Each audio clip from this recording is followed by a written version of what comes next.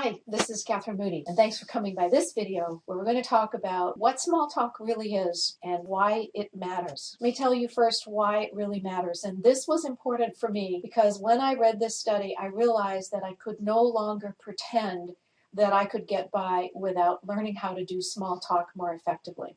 So there was a very interesting study. There are many that have been done, but this one was done by Stanford University, and they tracked MBAs for 10 years after they graduated.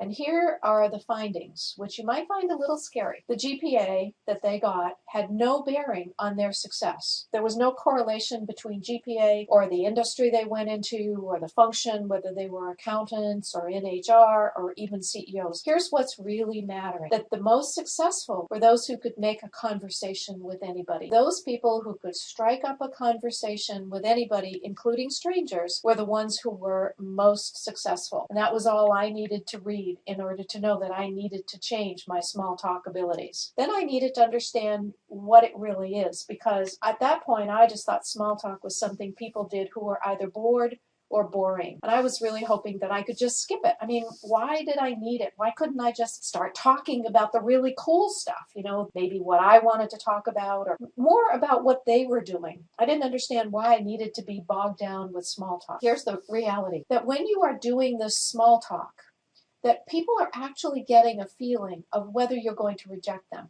Now, the irony, of course, is that you are probably also doing the same assessment to find out if that person is going to reject you. You're getting a sense of it at a much more subliminal level, not necessarily from their words. So the reality is that what you're doing, they're also doing, which I think is really interesting. Here's the challenge, though, that it is that initial first feeling that is the way people decide if they want to be connected to you. And if they get a sense from you that it's not going to be a good connection, and they may get that because you're worried about whether they're going to reject you, what will happen is you will find that they will fade away and they'll just move on. They'll not have a conversation with you. So small talk is a bridge to a relationship, and it is simply one of those bridges that you cannot skip. It's all about relationship and success, and this is the bridge that starts building that relationship. My wish for you is that you can learn to do small talk fearlessly, and that you will. So please leave a comment below.